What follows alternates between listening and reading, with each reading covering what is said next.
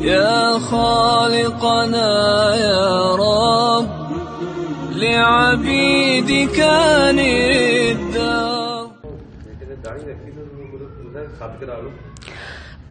داڑھی رکھ لی ہے، پوچھ رہے ہیں کہ خط کروانا جائز ہے، خط کروا سکتے ہیں.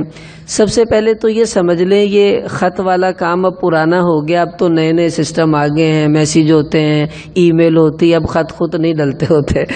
خط کی کوئی حیثیت شریعت میں نہیں ہے. خط کس کو کہتے ہیں؟ بس داڑھی چھوٹی کروانے کو لوگ کہتے ہیں جی خط کرا لے.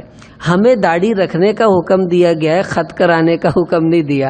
اب مسئلہ سمجھ لیں کہ یہ جو داڑھی ہے یہ ایک مشت سے زائد جتنے بال ہیں، اب یہ جتنے میرے زائد بال ہیں ان کو میں کٹوانا چاہوں تو کٹوا سکتا ہوں.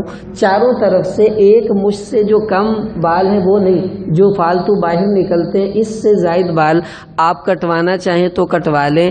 اگر اس کو خط کہتے ہیں پھر تو کروا سکتے ہیں. حضور نے بھی کیا ہے، صحابہ نے بھی کیا ہے کہ اپنی ایک مشت سے زائد بالوں کو صحابہ بھی کٹوا لیتے تھے، تو ٹھیک ہے کٹوا سکتے ہیں. ایک مشت سے جو کم بال ہیں ان کو کٹوانا یہ گناہ ہے، تو اس سے ہم بچیں. وہ خط نہیں ہے، وہ اچھی خاصا وہ ذبح ہی سمجھیں، آپ اس کو خط نہ سمجھیں. تو خط خود نہیں ڈالنے، ٹھیک ہے ڈائریکٹ بات کریں، داڑھی کو سیدھا ہی رکھ لیں. اور انشاءاللہ شیطان کہتا لو جی ایک دفعہ شیو کرا لا پھر صحیح ہوگی. او کو جدہ دی آ رہی ٹھیک ہے، بس صحیح سوئی نہیں چھوڑو. میں نے اللہ کو دکھانے کے لیے رکھنی ہے، لوگوں کو دکھانے کے لیے تو نہیں رکھنی. او سنا ہے، میں نے یہ حدیث پڑھی نہیں، سنا ہے علماء سے بھی سنا. ایک صحابی تھے، ان کا ایک ہی بال تھا داڑھی کا، وہ بیچارے کہیں چیک کر رہے تھے تو وہ بھی ٹوٹ گیا. جب آئے تو حضور نے چہرہ موڑ لیا، ناراض ہوئے، یہ تم نے کیا کیا؟ وہ کہنے لگا جی بس وہ ٹوٹ گیا. آپ نے فرمایا کہ تیری داڑھی کے بال سے فرشتے کھیلا کرتے تھے، اب وہ رہا ہی نہ تو تیرا کیا فائدہ. یعنی ایک بال بھی اس بیچارے کا غلطی سے ٹوٹا ہے، تب بھی حضور ناراض ہوئے ہیں. اور بھائی جو خود جان بوجھ کے کٹوائے گا اس سے تو زیادہ ہوں گے نا، تو اس سے بھی بچنا چاہیے. جی اور ہاں اب یہ داڑھی کی حدود سمجھ لیں کیا ہے. یہ جو گلے کے نیچے گھنڈی ہے، جو کیا کہتے ہیں اس کو، ہڈی، جو شہرک کہہ لیں، گھنڈی کہہ لیں، گھنڈی، اس سے جو بال نیچے ہیں وہ داڑھی نہیں ہے، آپ اس کو کاٹ لیں. ٹھیک ہو گیا. اب یہاں جو چہرے کی داڑھی کی حدود کیا ہیں، یہ جو نیچے کا جبڑا ہے نا، جہاں جہاں تک نیچے کے جبڑے کی ہڈی ہے وہیں تک داڑھی کی حدود ہے. اب آپ ذرا یوں دانتوں کو دبائیں تو جتنی سخت جگہ آپ کو محسوس ہوتی ہے وہ جبڑا ہے، وہ داڑھی ہے. اب اس کو پہچاننے کا آسان طریقہ میں بتاتا ہوں. اپنے منہ میں دھاگا رکھ کر اس کو دانتوں کے نیچے دبا لیں اور یہاں سے دھاگے کو لیں، اور یہ جو کانوں کی لو ہے یہ نرم ہڈی، تو دھاگے کو کھینچ کر یہاں لو تک سیدھا کر لیں. تو اس کی سیدھ میں جب دھاگا جائے گا تو دھاگے سے جو نیچے بال آئیں گے وہ داڑھی ہے، اس کو کچھ نہیں کہنا. جو اس کے اوپر آ جائیں گے وہ داڑھی نہیں ہے، اس کو آپ صاف کروا سکتے ہیں. بازوں کے گالوں پر بال آ جاتے ہیں تو وہ اس کو کٹنگ کر کے یہاں نیچے تک لا سکتے ہیں اس کی سیدھ میں. وہ میں نے آپ کو طریقہ بتا دیا ہے، وہ آپ دیکھ لیں گے تو انشاءاللہ اس کے نیچے کے بال وہ داڑھی کے ہیں، وہ نہیں کاٹنے. دھاگے سے اوپر جتنے آ جائیں وہ سب کٹوا لیں، اس کا کوئی مسئلہ نہیں ہے. اور جی او کھیڑ سکتے ہیں. ہاں دیکھیں جو جبڑا ہے یہ سارا جبڑے کا حصہ ہے نیچے کا نا. یہ جو ہے داڑھی اس کو بچہ داڑھی کہتے ہیں، ریش، بچہ ریش، یہ بھی داڑھی ہی ہے. نبی کریم صلی اللہ علیہ وسلم نے ان کو بھی نہیں کٹوایا، تو ان کو بھی رکھنا چاہیے. یہ جو دائیں بائیں کے بال ہیں ہونٹوں کے نیچے آتے ہیں وہ سب داڑھی ہی کے بال ہیں، ان کو نہ کٹوائیں. باقی اوپر کے بالوں کو کٹوا سکتے ہیں جو مونچھوں کے بال ہیں. اس ہونٹ سے نیچے جتنے بال آ رہے ہیں وہ داڑھی کے ہیں، وہ نہیں کٹوانے چاہیے.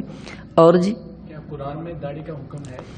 ہاں بعض لوگ یہ کہتے ہیں جی قرآن میں داڑھی کا حکم ہے تو دکھائیں، ہم رکھتے ہیں ورنہ تو نہیں رکھیں گے. اب سب سے پہلی بات تو یہ ہر چیز کا حکم قرآن میں ہونا یہ ضروری بھی نہیں ہے. ترمذی شریف کی حدیث ہے، حضور علیہ السلام نے فرمایا کہ وَإِنَّمَا حَرَّمَ رَسُولُ اللَّهِ كَمَا حَرَّمَ اللَّهُ، جس چیز کو اللہ کا رسول حرام کر دے یوں سمجھ لو اللہ نے حرام کیا ہے. کیوں؟ وما ينطق عن الهوى ان هو الا وحی یوحى. اللہ نے فرمایا میرا نبی اپنی مرضی سے کچھ نہیں کہتا، جو میں نبی کو بتاتا ہوں وہی میرا نبی کہتا ہے. اب کتنے ارشادات حضور کے بتا دیے، یوں سمجھ لو یہ اللہ ہی نے کہے ہیں. اب رہی بات کہ قرآن سے داڑھی کا ثبوت بالکل ہے. ایک تو حضرت ہارون علیہ السلام کا میں نے بتایا، لا تأخذ بلحیتی، کہا اے میرے بھائی میری داڑھی کو نہ پکڑ، ثبوت مل گیا. اب حکم قرآن میں ہے یا نہیں وہ بھی موجود ہے. اللہ نے قرآن میں 6 پارے کی آیت ہے، ما آتاکم الرسول فخذوہ وما نہاکم عنہ فانتہوا. 6 میں نہیں، یہ 28ویں پارے کی آیت کہ میرا نبی جو حکم تمہیں دے دے اس کو مضبوطی سے پکڑ لو، اور میرا نبی جن کاموں سے تمہیں روک دے اس سے تم نے رکنا ہے. یہ قرآن ہے. اب حضور نے داڑھی دی ہمیں لینی چاہیے، داڑھی کٹوانے سے روک دیا ہمیں رکنا چاہیے. قرآن میں حکم تو موجود ہے، اس لیے صراحتاً ہر چیز کا حکم ہونا کوئی ضروری نہیں ہے، بلکہ اشارتاً بھی مل جائے تو یہ کافی ہوتا ہے. جی اور کوئی بات؟ کچھ لوگ کہتے ہیں کہ داڑھی رکھ لے تو شادی میں رکاوٹ ہو جاتی ہے، اور نوجوانوں کو یہ ٹینشن ہوتی ہے کہ جی داڑھی رکھ لیں تو نہ جی وہ پھر شادی نہیں ہوگی، رشتے نہیں آئیں گے. دیکھیں سارے داڑھی والوں کے امام حضرت محمد صلی اللہ علیہ وسلم ہیں. تو کتنی شادیاں تھی بھائی حضور کی؟ 11. تو داڑھی والوں کی تو زیادہ ہوتی ہے یار، تم کہتے ہوتی نہیں ہے. تو داڑھی والوں کی زیادہ ہوتی ہیں. اب دیکھیں داڑھی رکھ کر رشتہ نہیں آئے گا یہ تو نہیں ہو سکتا. اب یہاں جتنے داڑھی والے بیٹھے ہیں بتاؤ ان سب کی شادیاں نہیں ہوئی؟ سب شادی والے ہیں. جتنے علماء ہیں سب شادی والے ہیں. تو یہ وہم ہے. اب میں آپ کو بتاؤں داڑھی کا فائدہ کیا ہوگا رشتے کے اندر. میری داڑھی نہیں تھی جب میں کالج پڑھتا تھا، تو میرا ایک جگہ رشتہ ہوا. وہ بچی دیندار نہیں تھی، وہ بھی کالج میں پڑھتی تھی، میں بھی کالج میں پڑھتا تھا. تو جب میں نے داڑھی رکھ لی تو انہوں نے کہا جی یہ تو رشتہ ٹھیک نہیں ہے، آپ داڑھی کٹوائیں ورنہ ہم رشتہ توڑتے ہیں. تو میں نے کہا بھی داڑھی تو میں نہیں کٹوا سکتا. خیر میرا وہ رشتہ ٹوٹ گیا.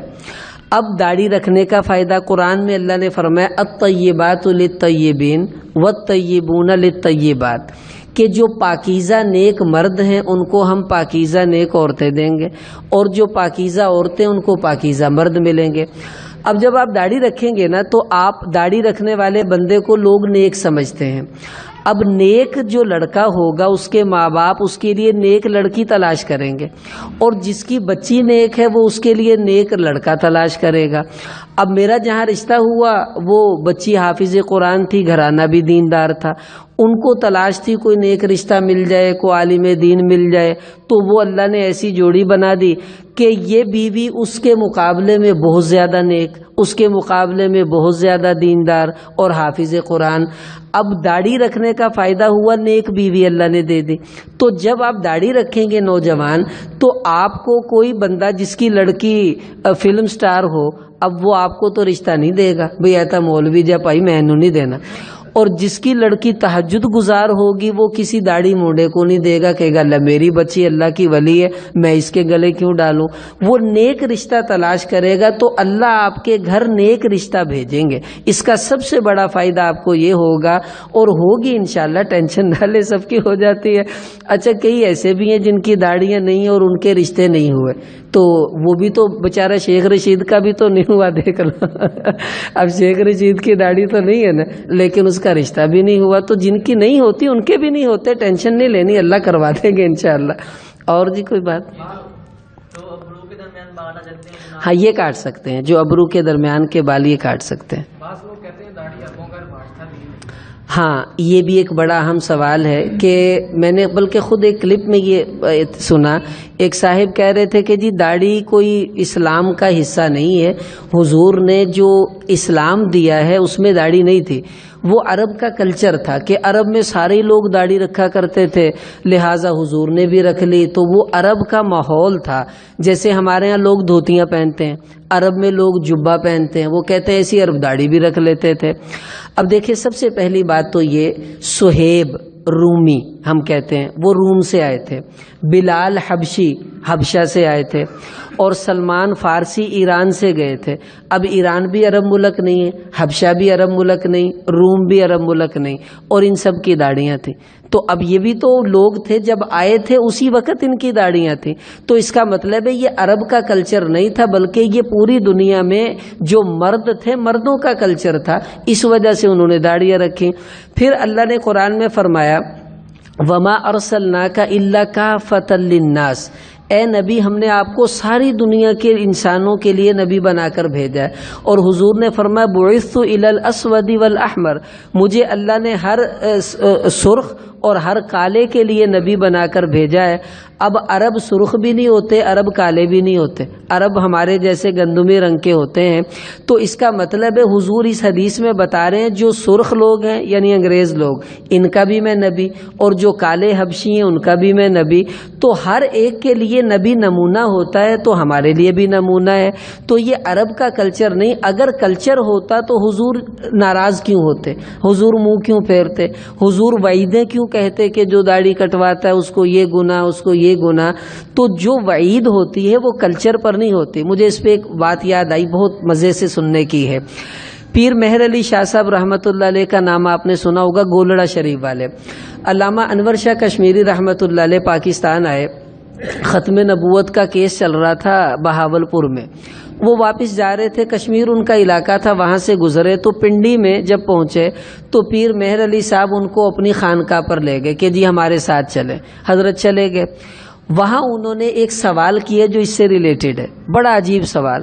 کہنے لگا کہ انہوں نے کہا شاہ صاحب سے کہ جی آپ بڑے محدث ہیں، ایک بات بتائیں، آپ کہتے ہیں رسم و رواج جو ہیں یہ اپنانا ضروری نہیں ہوتا، حالانکہ رسم و رواج کا لحاظ تو حضور نے بھی کیا ہے. مثلا جب یہ کسرا کے لوگ آئے تھے اور انہوں نے داڑیاں کٹوائی ہوئی تھی تو حضور نے فرمایا اگر قاصد کو قتل کرنے کا رواج نہ ہوتا تو میں تمہیں قتل کروا دیتا. چونکہ رواج یہ ہے جو پیغام لاتا ہے اسے قتل نہیں کیا جاتا، اس لیے میں تمہیں چھوڑتا ہوں. کہ دیکھو حضور نے بھی تو رواج پر عمل کیا ہے، تو اگر ہم رواج پہ عمل کریں تو آپ علماء کہتے ہیں جی گناہ ہے. تو شاہ جی نے جو جواب دیا نا وہ بڑا عجیب جواب دیا. فرمانے لگے پیر صاحب کہ جس رواج پر محمد عمل کر لیتا ہے وہ رواج نہیں رہتا، وہ سنت بن جاتا ہے. کتنا عجیب جواب دیا. تو پیر مہر علی شاہ صاحب جھوم پڑے، ماتھا چوما شاہ صاحب کا، کہنے لگے آپ واقعی سید زادے ہیں، ایسا جواب کوئی دے نہیں سکتا تھا کہ جس رواج پر نبی عمل کر لیتا ہے وہ رواج نہیں، وہ سنت بن جاتا ہے. اگر حضور نے داڑھی پر عمل کر لیا، چلو مان لیا عربوں کا رواج تھا، اب رواج نہیں، اب یہ سنت بن چکا ہے. جو غلط رواج تھے حضور نے وہ چھوڑ دیے، اور جس کو اپنایا وہ سنت ہے. اب یہ رواج نہیں بلکہ سنت ہے، اور حضور علیہ الصلاۃ والسلام کا مستقل عمل بھی رہا. اور کوئی سوال آپ پوچھ رہے تھے؟ جی ہاں، ہر سنت میں حکمت ہوتی ہے، داڑھی میں کیا حکمت ہے؟ اب ایک حکمت تو یہ کہ داڑھی سے بندہ گناہوں سے بچتا ہے. مثلا میرے ایک دوست مجھے کہنے لگے جی میں نے رکھ لی داڑھی، شروع میں تھوڑی تھوڑی رکھی، سر پہ ٹوپی، تھوڑی تھوڑی داڑھی تھی. تو کہیں فلم لگی ہوئی تھی ہوٹل پہ، تو کہتا میں نہ کھڑا ہو کے فلم دیکھ رہا تھا. تو ایک بچہ آ کے کہتا ہو مولوی تم بھی فلم دیکھی جانا. کہتا مجھے بڑی شرم آئی، میں نے کہا اچھا بھی چلتے ہیں. کہتے اس دن مجھے احساس ہوا کہ داڑھی سے بندہ گناہوں سے رک جاتا ہے. آپ داڑھی رکھی ہو، سین میں جائیں اور ٹکٹ لینے کے لیے کھڑے ہوں تو وہ ٹکٹ والا کہے گا یار اسی تے دوزخ سے چلے مولوی صاحب تانوں کی ہو گیا، چلو چلو میں تانوں ٹکٹ نہیں دینی. وہ آپ کو ٹکٹ نہیں دے گا. خدا نہ خواستہ کوئی زنا کرنے داڑھی والا چلا جائے، وہ زانیہ کہے گی میں تو دوزخی ہوں، گندی ہوں، تم تو داڑھی رکھ کر سنت رکھ کر یہ کام کرنے آؤ، چلو بھاگو. وہ کبھی ایسا عمل کرنے نہیں دے گی. تو داڑھی کی سب سے بڑی حکمت یہ کہ بندہ گناہوں سے رک جاتا ہے. داڑھی رکھ کر بندہ گالی دیتے ہوئے ڈرتا ہے، داڑھی رکھ کے بندہ کوئی غلط کام کرتے ہوئے ڈرتا ہے. بلکہ داڑھی رکھ کر تو بھائی بندہ غلط جو ہے وہ اشارہ بھی نہیں توڑتا. کوئی اشارہ توڑنے لگے لوگ کہتے ہیں ویکھ لو جی داڑھی والے دے کم اشارے توڑی جاندے، تو کوئی اور توڑ دے کوئی نہیں جی منڈے کھنڈے کہہ رہا. داڑھی والا کوئی چلا جائے کہتے دیکھو جی انہاں دے کم. تو داڑھی گناہوں سے بچاتی ہے.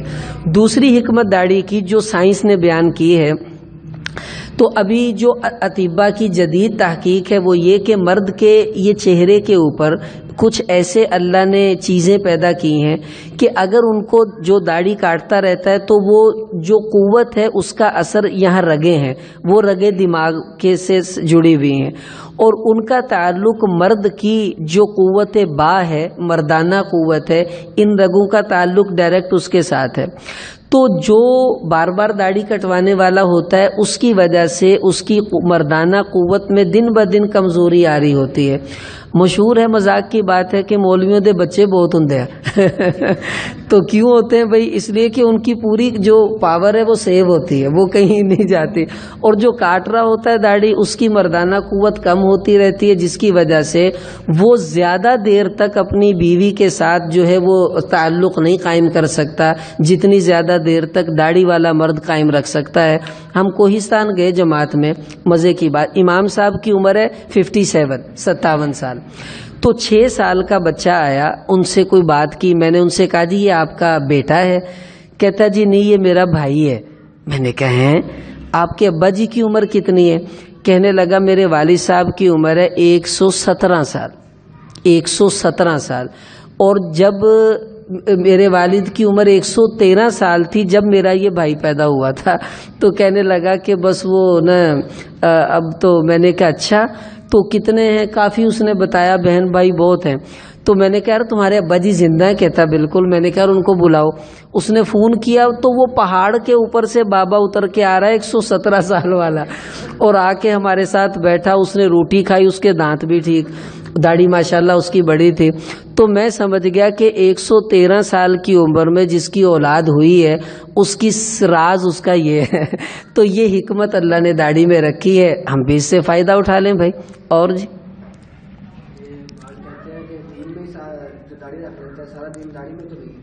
یہ بھی ایک عجیب بات ہے۔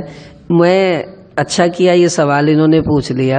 میں ایک دفعہ ایک دکان سے سودا لے رہا تھا، کریانے کی دکان سے، تو ایک نوجوان کھڑا تھا، تو میں داڑھی پہ کوئی بات دکاندار سے کر رہا تھا، تو وہ بھی آ گیا، اس کی داڑھی نہیں تھی، تو وہ تھوڑا سا ناراض ہو گیا، غصے میں مجھے کہنے لگا لو جی، کہتا مولوی صاحب دین میں داڑھی ہے، داڑھی میں دین نہیں ہے۔ تو میں نے کہا جی بالکل ٹھیک ہے۔ تو میں نے کہا دین میں داڑھی ہے؟ کہتا ہے۔ تو میں نے کہا پھر رکھ لو بھائی تو کیوں نہیں رکھتے تم اگر دین میں داڑھی ہے؟ تو کہتا دین میں داڑھی ہے، داڑھی میں تو دین نہیں ہے۔ اس پر اس کا زور تھا کہ داڑھی میں تو دین نہیں ہے، کہ جو داڑھی رکھنا ہی کوئی ضروری بات ہے۔ تو میں نے کہا کہ ایک بات مذاق کی کروں، ناراض نہ ہونا۔ کہتا جی کریں کریں۔ میں نے کہا دین میں حیا ہے، حیا میں تو دین نہیں ہے، تو آپ شلوار اتاریں بازار کا چکر لگائیں کیونکہ دین میں حیا ہے، حیا میں تو دین نہیں چھپا ہوا نا۔ اگر دین میں داڑھی ہے، داڑھی میں دین نہیں، وہ تو نے نہیں رکھی، تو حیا بھی کوئی نہ ہو تو خیر ہے۔ پھر میں نے کہا بیٹا اب بات سنو، اب یہی بات ہے، میں آپ سے کہوں گا نماز پڑھو، آپ کہیں گے انکل دین میں نماز ہے، نماز میں تو دین نہیں ہے، چھٹی۔ بیٹا روزہ رکھو، آپ کہیں گے جی دین میں روزہ ہے، روزے میں تو دین نہیں ہے، تو ایک ایک کر کے پھر دین رہے گا کیا؟ اب کوئی بندہ کہے جی لو سائیکل چ پیڈل ہوندا وا، پیڈل چ تے سائیکل نہیں ہوندی، لاؤ اینو تے پیڈل لا دے ہن چلاؤ گا کداں بھائی تو اس لیے یہ فضول سی بات ہے کہ جی دین میں داڑھی ہے اور داڑھی میں دین نہیں۔ بھائی دین میں داڑھی ہے، یہی تو ہم کہہ رہے ہیں کہ ہمارے دین میں داڑھی ہے، ہم دیندار بنے، داڑھی رکھنے کی کوشش کریں۔ اگلی بات شیطان کی ہے کہ داڑھی میں تو دین نہیں ہے، تو بہرحال یہ اس سے ہمیں بچنا ہی چاہیے۔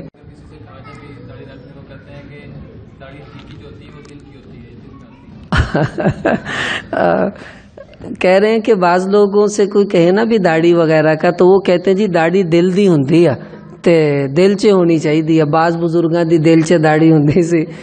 تو ٹھیک ہے، اگر چہرے پر بوجھ زیادہ ہے تو ناک بھی دل میں ہونی چاہیے، کان بھی دل میں ہونا چاہیے، تو داڑھی ہی دل میں کیوں؟ حالانکہ اس کا بوجھ اتنا زیادہ تو نہیں ہوتا۔